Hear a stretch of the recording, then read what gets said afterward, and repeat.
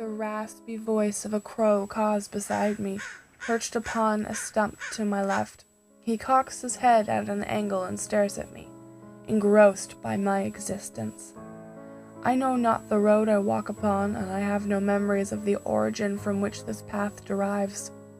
Regretfully, I must admit, I cannot even seem to recollect my identity. The route runs directly through a field. Infinite tracts of ugly yellow wheat occupy both sides of my peripheral vision. The column of dirt stretching ahead of me is the entire world. Soil packs into the heels of my boots as they stomp forward in an indeterminate death march. It leaks through the silts in welts, polluting my worn and tattered socks. I trudge through the mud, an aisle of footprints shadowing my progress. Each footmark sucks the energy from my heart and the air through my heavy exhales. I am the captain of an invisible parade. Oh, what an unremarkable cortege I lead. I can taste the death in the air and hope it is not my own. Is the life being sucked from my vacant lungs? Might I be in attendance of my own unconventional funeral progression, stomping out my final strides? Must I dig my own grave likewise? I work to abolish such pessimistic thoughts, for I haven't a shovel or the essential ambition. For the meanwhile, I'm quite content, focusing on keeping my feet moving, heel to toe. There are trees, 2 chains of them border either side of the road. They stare down with a solemn glare. All have long wispy limbs intertwined together in a poorly woven mass. The landscape is primarily flat, with some leisurely changes in elevation. It is humid and the sky is tense. In a dark world, sweet sunlight has been scrubbed across by a layer of clouds. They swim high above, taunting the earth. A crease in the daunting shadows reveals a lump ahead in the center of the lane. I approach cautiously, for such an unprecedented disturbance has taken me by surprise. Once the mask of symmetry has been forced into your face, a faulty in the natural patterns can be quite troubling. The mysterious bulge gains clarity upon my approach. A Mambier masterpiece lies in the dust. A rabbit as white as a dove and twice as pure lies dead at my feet. Its body ends at the neck, its head particularly absent and nowhere to be found. The rabbit's fur is matted together near the wound, and a dyed bronze as it sleeps in its awkward state of eternal rest.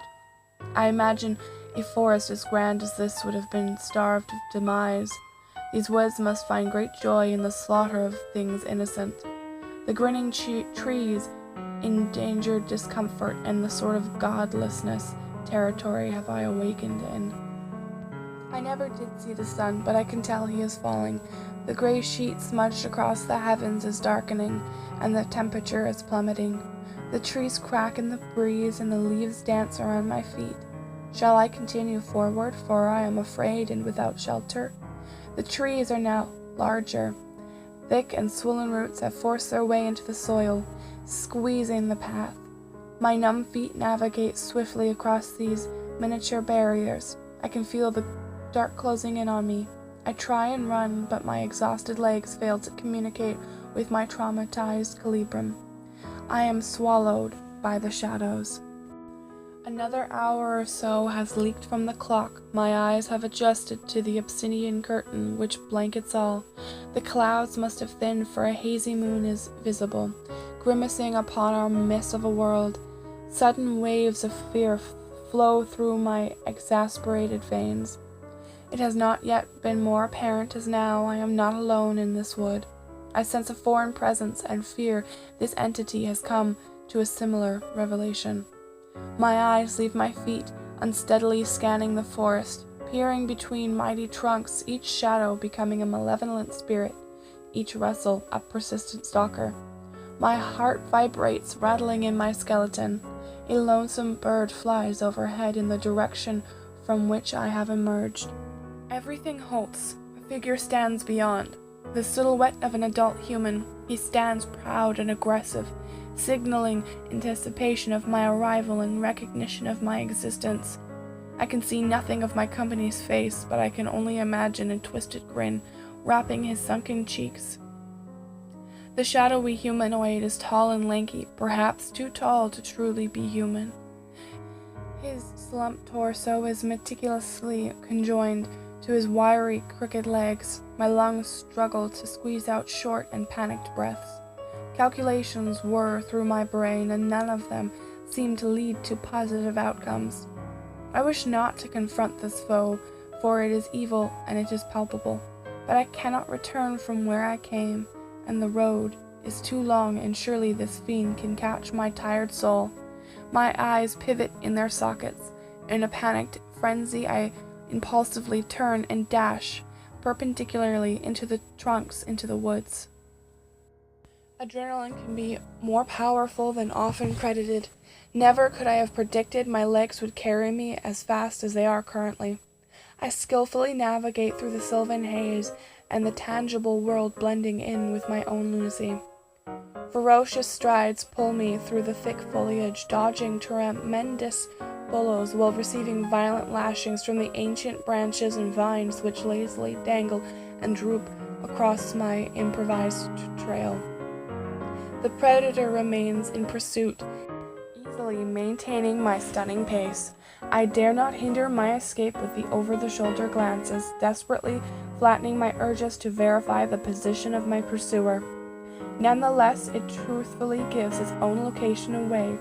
Through its vicious streaks it releases from somewhere inside his unearthly figure. The harshness of its cries relayed the image of its shredded vocal cords. Far into the night and further into the forest, the world is so dark that navigation is difficult. The density of the woods is unnatural. This becomes even harder on the eyes when one factors in the general blurring of the world due to the momentum of my flight. With such visual unreliability, my route is particularly unplanned and heavily based on intuition. I must use all of my senses to guide me. I must not waste time on thought. I must feel the forest. Let it consume me. Hellish screams come from just behind me, incessantly piercing through the gloomy air. So far I have bolted off course. I hurtle past trees likely forever unseen by human eyes. No other terror can feel as uncharted as my current surroundings. It makes perfect sense that I would fall. Under such unfavorable conditions, it is no short of a miracle that I lasted as long as I did. My last stand and final endeavor for survival could only be remembered as an impressive one. It is easy for one to lose their footing when they cannot see their feet. It is easy for one to lose their balance when the world has lost all direction. It is easy for one to fall when they were destined to do so from the start. It is exactly what I was. Doomed from the beginning, my fall through the air was a spectacular one, the epic conclusion to my nightmare. For a moment, the room was quiet, while gravity curls its fingers around my numb body. The world comes to a standstill and my body collides with the mossy forest floor, and all I have to do left is to congratulate myself. My demonic pursuer reaches me instantaneously. No time is given to wait its arrival. There is no anticipation, no suspense. The desecration of my body begins. I am too paralyzed to feel anything at all. I cannot attempt to explain how particularly strange it feels to be ripped apart while absolutely numb to any pain or even touch. It feels freeing. It feels natural. Once I was, and now I am not. My life is whole. The forest smiles, and its darkness devours me as I am shredded out of existence. My eyes detect light, and they cautiously open. A depressing palette of gray and yellow is spread out before me. I am standing in silence. The sun peeks out dauntingly through the clouds, hovering over the field I stand in. Then I am walking aimlessly forward. I cannot be certain where I am heading, but my feet have been called forward. A crow caws beside me.